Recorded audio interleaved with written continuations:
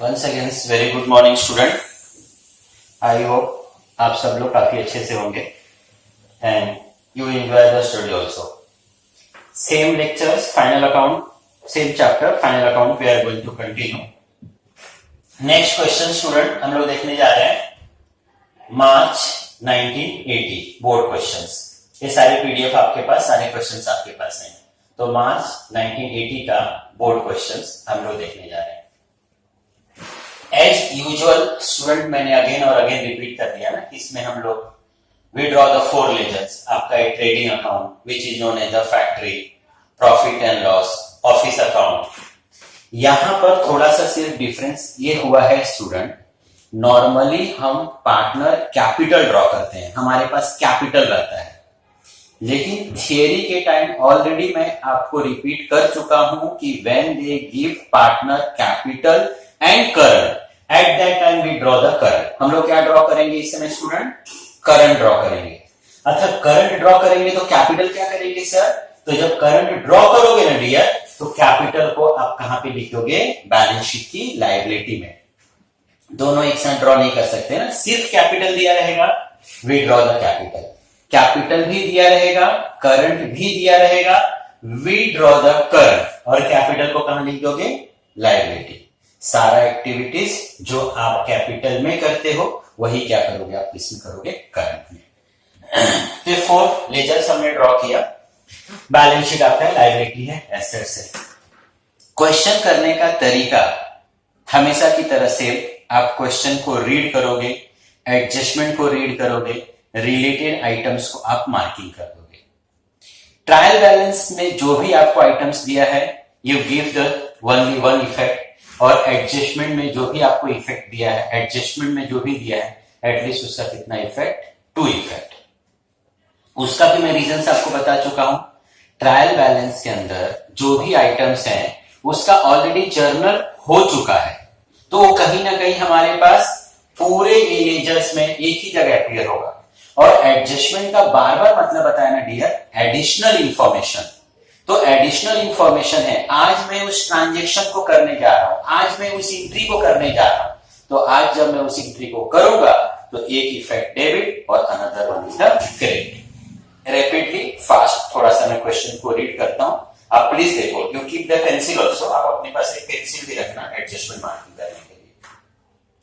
Question is Usha, Uma and Urmila partner sharing profit and loss 2 to 1।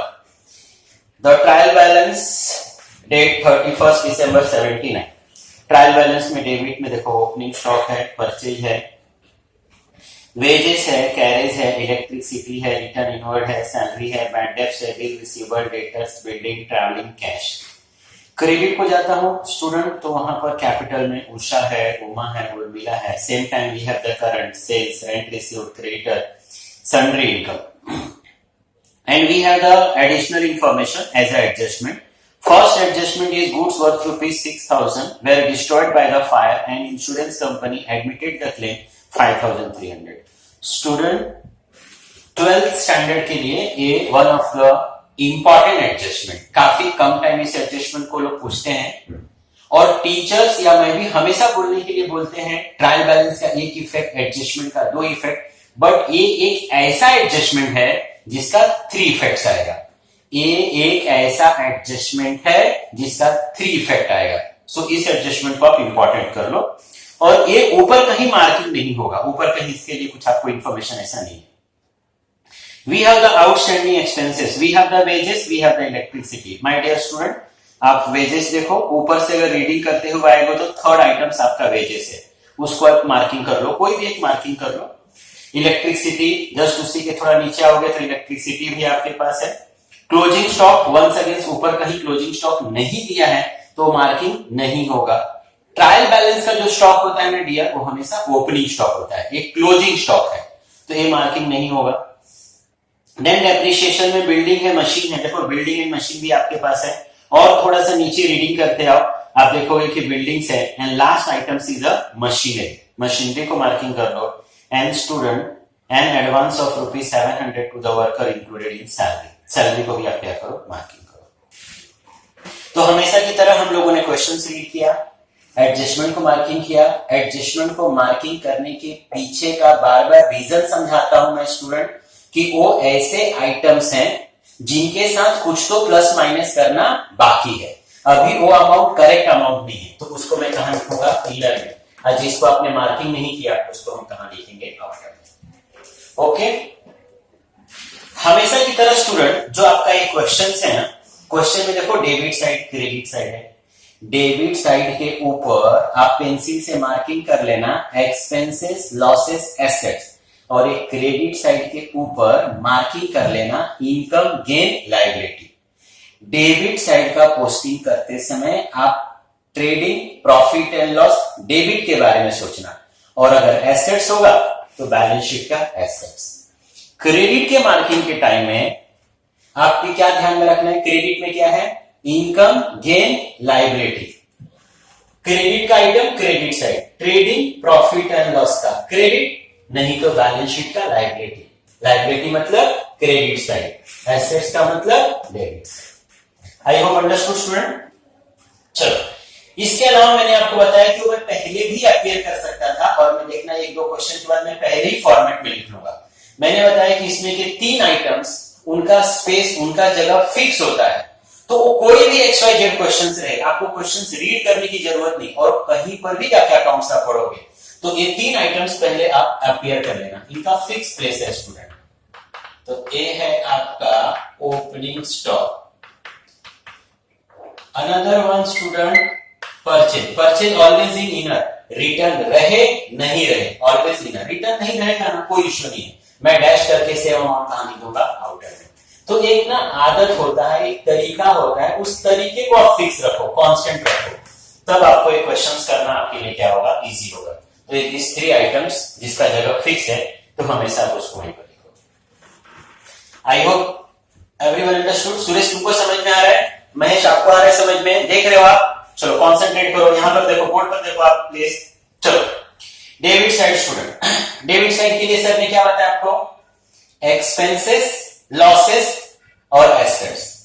अब इसमें ना स्टूडेंट अगर वो डायरेक्ट होगा, direct expense, you right the trading, indirect होगा प्रॉफिट एंड लॉस, और अगर कोई ऐसी चीज जिसको मैं कैश में कन्वर्ट कर सकता हूं, मुझे कहीं से पैसा लेना है, वो सारी चीजें हमारे लिए एसेट्स हैं, वो कहां पर आ जाएगा, बैलेंस शीट के एसेट्स है। ओके, चलो opening stock.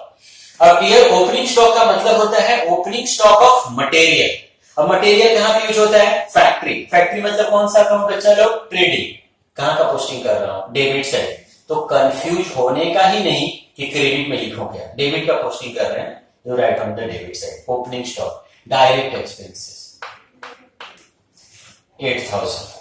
Then purchase, purchase का मतलब bear purchase of material, material purchase नहीं करूंगा, फैक्ट्री चलेगा क्या, नहीं, तो direct expenses, where we write the direct, trading, मैंने कहा लिखा ट्रेडिंग। देन वेजेस, वेजेस का मतलब होता है मजदूरी। मजदूरी किसको देते हैं, मजदूर को। मजदूर कहां काम करता है, फैक्ट्री में। फैक्ट्री मतलब कौन सा काम, ट्रेडिंग। मैं ऐसे भी समझा सकता हूं कि अगर मजदूर को मजदूरी न दो, मजदूर काम करेगा, मजदूर काम नहीं करेगा, काम नहीं करेगा, फैक्ट्री चलेगा, इमीडिएट बंद हो जाएगा, तो ये कौन सा एक्सपेंस हो गया, डायरेक्ट। अच्छा सर आपने इधर में क्यों लिखा, अरे पागल, इसके साथ एडजस्टमेंट है, इसके लिए इसको कहां लिखा, इधर लिखा। ओके, चलो कैरेज इनवर्ड। अब इसमें ना स्टूडेंट थोड़ा मिस्टेक्स करता है, carriage inward and carriage outward में। स्टूडेंट को ना सिर्फ कैरेज समझ में आता है, इनवर्ड और आउटवर्ड को भूल जाता है। तो देख इसका ना ट्रांसलेट करने का, कैरेज का मतलब हो गया कैरी करना, इनवर्ड का मतलब होता है कोई चीज अंदर लेके आना। तो कैरेज इनवर्ड का मतलब होता है those transport expenses which we make for material, जो हम मटेरियल परचेज करते हैं। मटेरियल परचेज करोगे, अब ये तो जरूरी नहीं है कि जहां तुम्हारी फैक्ट्री वहीं पे तुमको मटेरियल मिल जाएगा। मटेरियल भी purchase from the different parts of the country, उसको अलग अलग ट्रांसपोर्ट से हम कैरी करके लाते हैं, तो डेफिनेटली उसके लिए आपको कुछ ना कुछ एक्सपेंसेस बेयर करना पड़ेगा। आप पूना में जाके मटेरियल परचेज कर लो, ट्रक वाले को बोलो मटेरियल वड़ा लेके चल, पैसे नहीं दूंगा, वो मटेरियल्स लेकर आएगा क्या, नहीं आएगा। मटेरियल नहीं आएगा प्रोडक्शन होगा कि नहीं होगा? नहीं होगा। तो कौन सा एक्सपेंस हो गया? डायरेक्ट। ये हो गया कैरेज इनवर्ड।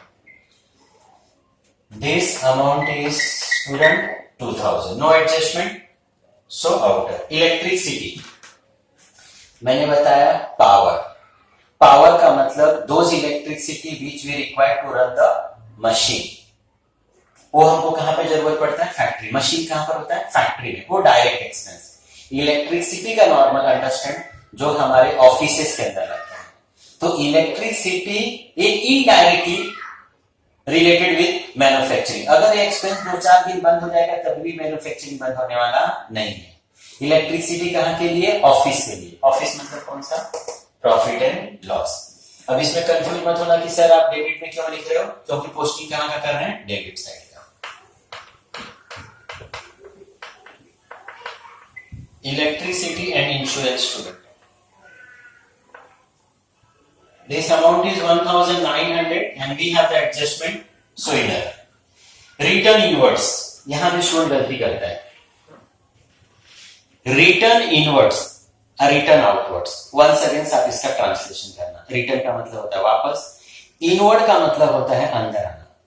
मतलब कोई चीज ना वापस होके ना हमारे पास आ रहा है, तो आप सिंपल सोचने कि कौन सा चीज हमारे पास वापस होके आएगा? तो बिजनेस जो ही काम करता है, मटेरियल परचेज करता है और उसको फिनिश गुड्स में कन्वर्ट करके सेल करता है। तो रिटर्न इनवर्ड्स, रिटर्न का मतलब वापस, इनवर्ड का मतलब अंदर आना। कोई चीज वापस होके हमारे पास आ रहा है। तो कौन सी चीज हमारे पास वापस होके आएगी? जिस चीज को हमने कभी किसी को क्या किया था? सेल्स किया। तो बोलने के लिए मैंने क्या बोला? Debit item debit, credit item credit. अगर स्टूडेंट इस रिटर्न इनवर्ड्स को मैं इनर में लिखूं ना, डेबिट में लिखूं ना, तभी भी 100% क्वेश्चन राइट होगा, तभी भी टैली होगा, तभी भी 100% राइट। लेकिन हम फैमिलियर किससे हैं? सेल्स में से सेल्स को क्या करने के लिए? रिटर्न माइनस करने से हम ज्यादा फैमिलियर है। सेल्स जो रिटर्न किया उसको क्या कर दो? माइनस कर दो, तो हमको एग्जैक्ट सेल्स समझ में आता है, उससे हम फैमिलियर है। इसके लिए हम डेबिट में नहीं लिखकर उसको हम सेल्स में से क्या करते हैं? माइनस। तो रिटर्न इनवर्ड्स का मतलब होता है student sales return, sales return. ये है अमाउंट 4000। या आपके पास रिटर्न इनवर्ड्स लिखा है तो आप भी वही इंग्लिश लिखो, उसने लिखा है रिटर्न इनवर्ड्स। आप पेंसिल से अपने लिए वहां पर लिख लो सेल्स रिटर्न्स का मतलब होता है। Then we have the salary. Salary किसको देते हैं? ऑफिस में काम करने वालों को। ऑफिस मतलब मैंने आपको बताया हमारा profit and loss, indirect expense 9700। We have the adjustment inner में। बैड डेब्ट्स का मतलब इरिकवर अमाउंट, हमारा पैसा क्या हो गया? डूब गया, that is loss. Bad debts 4100। यहां पर भी आप 1-2 लाइन हमेशा स्किप कर देने का। Bill receivable, bill receivable, bill का मतलब हो गया जो हम लोग गुड्स बेचते हैं बिल, और रिसीवेबल का मतलब बिल का पैसा लेना है। हमको किसी भी रीजन से किसी से भी पैसा लेना है स्टूडेंट, वो हमारे लिए क्या है? एसेट्स है। वो हमारे लिए क्या है? एसेट्स है। बिल रिसीवेबल एक्सपेंस नहीं है, हमने किसी को गुड्स सेल्स किया है और हमको उस आदमी से फ्यूचर में पैसे लेने हैं, तो हमारे लिए एसेट्स। एसेट्स का मतलब ही होता है debit balance, and this amount is 7800।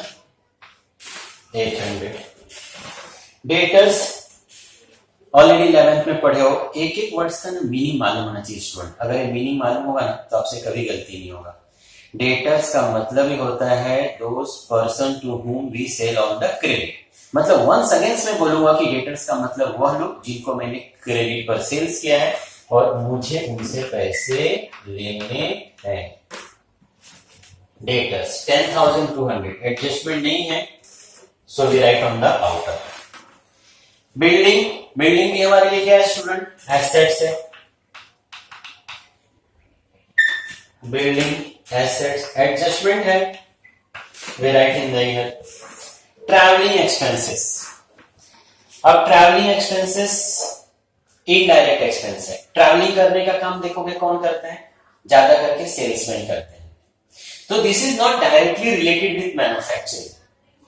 Salesman जितना ज्यादा ट्रैवलिंग करेगा उससे मेरा सेल्स अप्स एंड डाउन होगा, उसके कारण मेरा मैन्युफैक्चरिंग बंद होने वाला नहीं है। एक्सपेंसेस है बट इनडायरेक्ट, और indirect expenses profit and loss.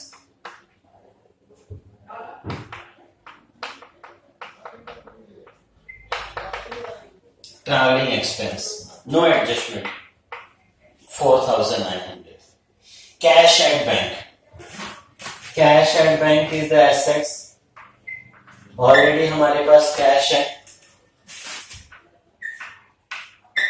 5,900.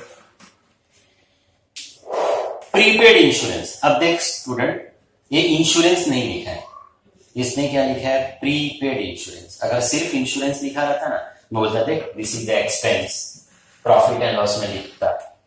Prepaid insurance मतलब ऑलरेडी आज का स्टेटस मेरे बिजनेस का ये है कि मैंने ऑलरेडी 100 रुपीज किसी को नेक्स्ट ईयर के लिए दे दिया है।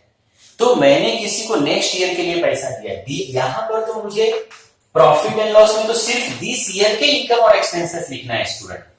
मैंने एडवांस में दे दिया है, नेक्स्ट ईयर के लिए दे दिया है। अब नेक्स्ट ईयर का पैसा मैं अकाउंट लिख रहा हूं 79 का, और मैं 80 के पैसे को यहां पे लिखूंगा तो अकाउंट प्लान मेरा क्या हो जाएगा, रॉन्ग हो जाएगा ना। मेरा पैसा किसी के पास पड़ा हुआ है। अगर आज का स्टेटस में सोचूं तो मुझे 100 रुपीज किसी से लेना है। जैसे सपोज मेरे को बिजनेस ही रन न करना हो नेक्स्ट ईयर, तो मैं उस कंपनी के पास जाऊंगा और बोलूंगा कि देखो सर, मैंने आपको 100 रुपीज ज्यादा दिया है and now we don't want to continue the business, so please मुझे मेरा 100 रुपीज क्या करो, वापस करो। मतलब स्टूडेंट मुझे पैसा देना नहीं है, उल्टा किसी से 100 रुपीज क्या करना है, लेना है। Asset for us, prepaid.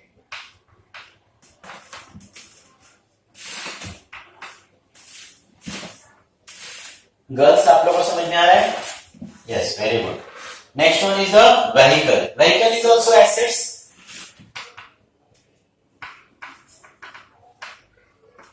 Vehicle is 10,000. No adjustment. So directly outer. Audit fees is expense. Audit fees क्या होता है student? At the end of the year, we call the chartered accountant और ये सारा books of accounts हम लोग check कराते हैं और सब books of account चेक करता है, और उसके बदले जो उसको हम पेमेंट करते हैं that is known as the audit fees, expense for us. And this audit fees is student 700. And last one is machinery. And my dear student, this machinery is assets, and this is 25,500. Here student we complete our debit side. किसी को issue है? यहां तक समझा है सभी को? Yes, very good. इस वीडियो को अगेन और अगेन सुनने का, और एक एक चीजों को प्रैक्टिकली जब आप करोगे ना, तब आपको चीजें ज्यादा समझ में आएंगी। अब क्रेडिट साइड का पोस्टिंग करने जा रहा हूं स्टूडेंट। क्रेडिट साइड में क्या बताया, इनकम, गेन, लायबिलिटी। कहां कहां मैं अपियर कर सकता हूं, ट्रेडिंग, प्रॉफिट एंड लॉस का क्रेडिट, नहीं तो बैलेंस शीट का liability. Credit item credit side. तो first one is the capital. Capital normally partners account credit side में आता है, बाय बैलेंस ब्रॉट डाउन। लेकिन मैं बार बार रिपीट कर रहा हूं कि वी हैव द करंट, तो मैंने ड्रॉ क्या किया है, current.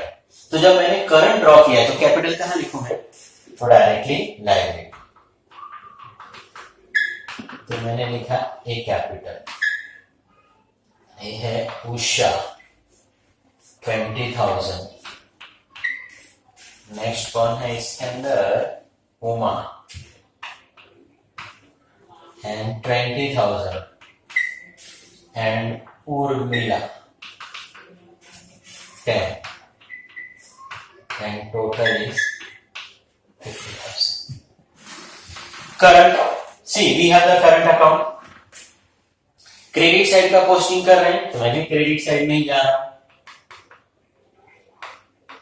By balance brought down 4,000, 2550 and 500. Then we have the sales. Sales मेरे लिए डायरेक्ट इनकम है। कोई भी एक्सवाइजेड हम बिजनेस करते हैं तो हमारा इंटेंशन ही क्या होता है, उस गुड्स को बेचना और पैसे कमाना।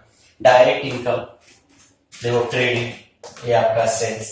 This sales is 90 4000 rupees return था ना स्टूडेंट, 86। देन रेंट रिसीव्ड, अब हम लोग को रेंट मिल रहा है, हमारे लिए इनकम है, लेकिन ये इनकम हम अपने बिजनेस से नहीं कमा रहे, अदर देन बिजनेस कमा रहे हैं, जिसको मैं बोलूंगा इनडायरेक्ट इनकम। तो डायरेक्ट के लिए ट्रेडिंग, इनडायरेक्ट के लिए profit and loss. Credit side का पोस्टिंग कर रहे हो ना, तो you also write on the credit. Rent receive 4400। Then next one is student creditor. जैसे डेटर का मीनिंग मालूम, उसी तरीके से क्रेडिटर्स का भी meaning, each and every words का मीनिंग मालूम होना चाहिए, तब स्टडी इजी होगा। क्रेडिटर्स का मतलब those person from whom we purchase the material on the credit basis, जिससे मैंने क्रेडिट बेसिस पे मटेरियल परचेज किया है। तो when we purchase the material definitely we are liable to pay, हमको उसको पेमेंट करना है, तो हमारे लिए लायबिलिटी। कैपिटल 3-4 लाइन स्किप कर देना करंट का अमाउंट लिखने के लिए। 30। And last one is the sundry income, once against income. फिर से मैं रेंट रिसीव्ड की तरह ही बोलूंगा कि मेरे बिजनेस से पैसा नहीं मिला, एसेट्रा कोई सोर्स होगा, इनडायरेक्ट इनकम।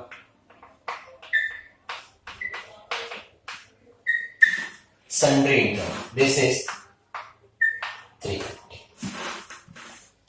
डेबिट और क्रेडिट साइड का पोस्टिंग क्या हो गया यहां पर, फिनिश।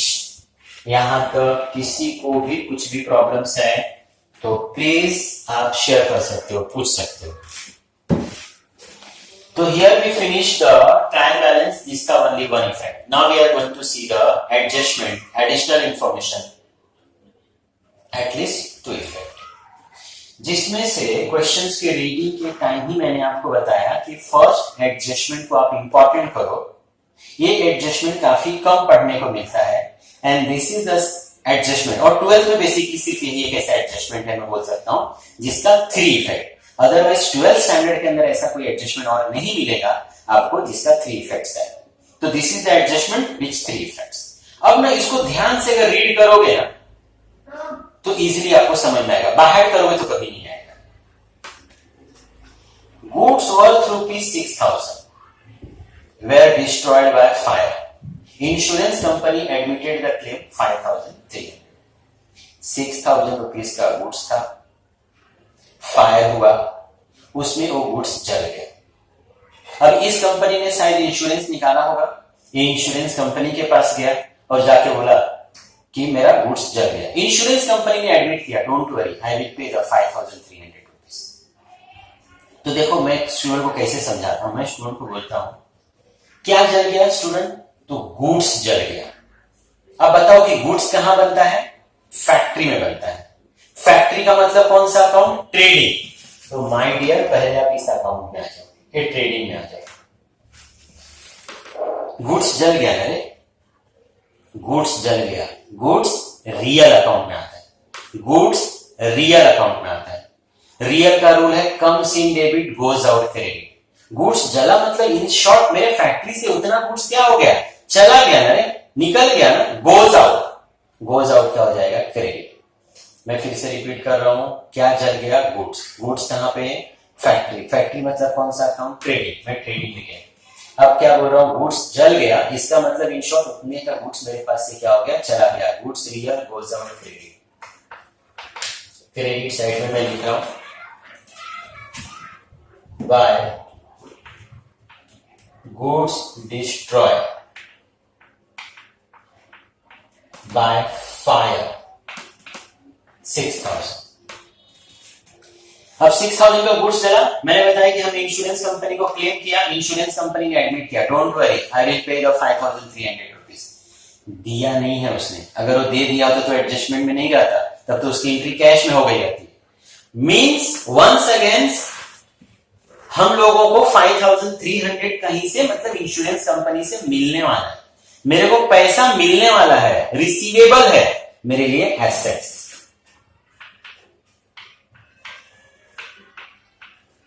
ये इंश्योरेंस क्लेम 5300। अब गुड्स डला 6000 का, तो भाई इंश्योरेंस कंपनी ने भी तो 6000 देना चाहिए था, वो बोल रहा है कि नहीं मैं 5300 दूंगा। इसका मतलब कि जो दोनों के बीच का डिफरेंस है वो मेरे लिए हो गया loss, profit and loss, loss by 6 minus 5300, तो 700 का मुझे होता है loss. I hope understood student. Outstanding expenses, अब मैं इससे पहले बता चुका 5-6 एडजस्टमेंट है जो एवरी क्वेश्चंस में आपको आते हैं। क्लोजिंग स्टॉक हो गया, डेप्रिसिएशन हो गया, आउटस्टैंडिंग हो गया, प्रीपेड हो गया, डेटर्स हो गया, और यही एडजस्टमेंट बार बार रिपीट। रेयर कहीं देखोगे कि कोई अलग एडजस्टमेंट मिलेगा। Outstanding expenses, wages 1500। अब देखो वेजेस ये 7000 रुपीज दिख रहा है, 7000 रुपीज वेजेस दिख रहा है, ये मैंने ट्रायल बैलेंस से लिया, इसका मतलब कि 7000 रुपीज मैंने पेड कर दिया। एडजस्टमेंट जब पढ़ रहा हूं तो मुझे मालूम पड़ा कि अरे नहीं रे, मेरे को 1500 रुपीज अभी भी देना बाकी है। अकाउंट्स बोल रहा है, गवर्नमेंट बोलता है कि मुझे पूरे 1 ईयर का इनकम और एक्सपेंसेस चाहिए। ये तो रीजन है कि इसके ऊपर हेडिंग लिखा जाता है trading account for the year ended, profit and loss account for the year ended. पूरे ईयर का इसको इंफॉर्मेशन चाहिए, हाफ इंफॉर्मेशन नहीं चाहिए, इतना दे दिया इतना देना बाकी है। आप दिस ईयर का अकाउंट कर रहे हो तो दिस करंट ईयर का करेक्ट उसको इंफॉर्मेशन चाहिए। तो करेक्ट इंफॉर्मेशन ये है कि वेजेस में 7 दिया, 1500 देना बाकी है, इसका मतलब कि टोटल वेजेस के पीछे मेरा कितना पैसा खर्चा हुआ या कितना पैसा खर्च हो रहा है 8500। तो 8500 कैसे मालूम पड़ेगा, ये मुझे क्या करना पड़ेगा plus we are liable to pay every adjustment to effect ना। 1500 रुपीज मुझे देना है, लेना नहीं है स्टूडेंट, मुझे देना है। वी आर लायबल टू पे, मेरे लिए क्या होगा फिर लायबिलिटी, देना है लायबिलिटी। मैं ऐसा पहले हेडिंग लिख देता हूं आउटस्टैंडिंग, देन फिर मैंने लिखा वेजेस ए 1500। इलेक्ट्रिसिटी सेम 1900 दिया है और ये मुझे 400 रुपीज और देना है।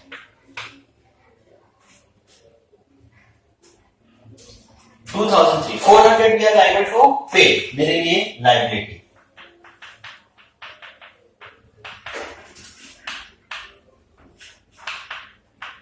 $1900। देन क्लोजिंग स्टॉक, ये भी मैंने आपको बताया, क्लोजिंग स्टॉक का मतलब होता है क्लोजिंग स्टॉक ऑफ मटेरियल। मुझे ना सिर्फ दिस ईयर का इनकम और एक्सपेंसेस लिखना है। मेरे पास 8000 रुपीज का मटेरियल पहले था, 50 का मैंने परचेज किया, तो टोटल मैंने मटेरियल परचेज किया 58 का, लेकिन मेरे पास 12500 का मटेरियल बच गया। तो एक्चुअल में जो मैंने यूज किया वो कितना यूज किया 58 माइनस 12500। लेकिन क्लोजिंग स्टॉक को यहां पर माइनस करने के बदले मैं यहां से माइनस करूं या मैं ट्रेडिंग के क्रेडिट साइड में लिखूं, दोनों का मतलब सेम। ट्रेडिंग के क्रेडिट में लिख रहा हूं, इसका मतलब ही मैं डेबिट से उसको क्या कर रहा हूं माइनस, क्योंकि मुझे कभी का मटेरियल चाहिए, सिर्फ करंट ईयर का मटेरियल चाहिए। जो मैंने 58 का लाया था उसमें 12500 का मटेरियल बच गया, वो दिस ईयर का एक्सपेंसेस मेरा नहीं। Closing stock every adjustment to effect. अब माय डियर स्टूडेंट, जो 12500 का मटेरियल्स बच गया, डेफिनेटली वो हम लोग नेक्स्ट ईयर यूज करेंगे। दो तरीके से मैं बोल सकता हूं, जैसे मैं प्रीपेड इंश्योरेंस को समझा रहा था कि देखना मैंने नेक्स्ट ईयर के लिए इंश्योरेंस का पैसा दे दिया है, तो वो मेरे लिए एसेट्स है। इसी तरीके से 12,500 का मटेरियल मैंने नेक्स्ट ईयर के लिए परचेज कर लिया है, मैं बोल सकता हूं मेरे लिए एसेट्स है। या मैं ऐसे भी समझा सकता हूं मेरे पास मटेरियल है, अच्छे से रखूंगा, डेफिनेटली मोर देन 1 ईयर मेरे पास रहेगा। और अगर जब चाहूं मैं इसको कैश में कन्वर्ट करना, तो once again we can convert in cash. तो ये मेरे लिए क्या है, एसेट्स है। ये दिस ईयर का मेरा एक्सपेंस नहीं है। तो मैंने देखा यहां पर closing stock 12,500, depreciate building 5%, machinery 10%। अब इसके पहले मैं समझा चुका हूं आपको, डेप्रिसिएशन का मतलब reduce the value of assets. 11th standard में हम चैप्टर पढ़ चुके हैं कि हम एसेट्स को यूज करते हैं, उससे उसकी लाइफ और उसकी वैल्यू क्या होती है, कम। तो ये बोल रहा है कि बिल्डिंग को आप 5% से कम कर दो, reduce the value of assets. इसके लिए माइनस कर रहा हूं डेप्रिशिएशन, ये देखो 5%।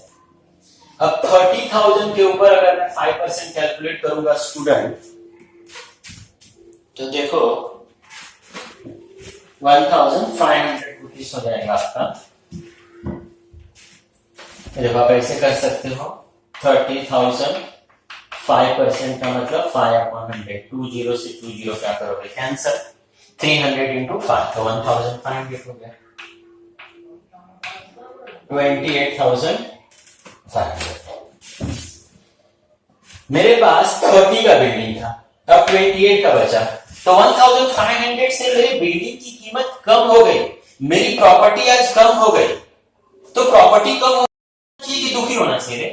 दुखी होना चाहिए ना, प्रॉपर्टी की कीमत कम हो गई। जिस चीज को मैं 30 का समझ रहा था 28,500 का हो गया, उसकी वैल्यू क्या हो गई, कम हो गई, मुझे क्या हो गया, लॉस हो गया, प्रॉफिट एंड लॉस।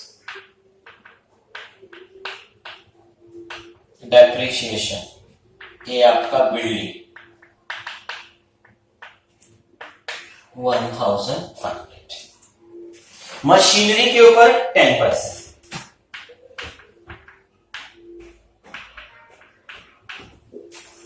मशीनरी के ऊपर 10%। अब 10% आप स्टूडेंट डायरेक्टली भी फाइंड कर सकते हो, किसी भी अमाउंट का अगर आपको 10% फाइंड करना है तो उसमें से एक जीरो आप क्या करो, माइनस कर दो, एक जीरो आप लास्ट का उसका डिजिट बंद कर दो, तो you will always get the 10%। या फिर जैसा एज यूजुअल करते हो, तो ये होगा 2550।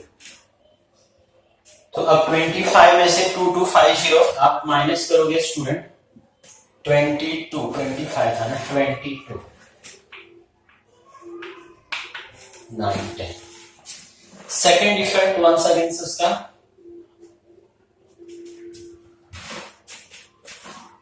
Sorry 50। Second effect once again expense for us या loss for us, building machinery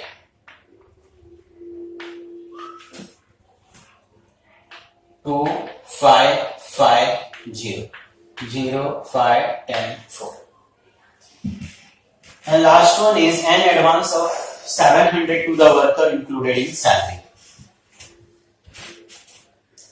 Salary is 9,700. अब 9,700 हमको ट्रायल बैलेंस से मिला, इट मींस ऑलरेडी वी पे द 9,700। लेकिन जब मैं एडजस्टमेंट देखा तो मुझे मालूम पड़ा कि नहीं यार, मैंने तो 700 रुपीज वर्कर को एडवांस दिया है। अब अगर मैं 79 में किसी को एडवांस दूंगा तो डेफिनेटली कभी के लिए दूंगा, 80 के लिए दूंगा। मतलब इसके अंदर 700 रुपीज जो है वो नेक्स्ट ईयर का है। अब इसमें नेक्स्ट ईयर का अमाउंट है, इसका मतलब ये अमाउंट क्या है, रॉन्ग। तो करेक्ट करने के लिए क्या करना चाहिए, माइनस ए एडवांस 700 9,000। वंस अगेन मैं समझाऊंगा प्रीपेड की तरह कि मेरा पैसा किसके पास है, वर्कर के पास है, काम करने वाले लोगों को मैंने एडवांस दिया है। आज का स्टेटस ये है कि मुझे पैसा उनको एक्स्ट्रा देना नहीं है, उनसे उल्टा क्या करना है, लेना है। तो एसेट्स फॉर अस,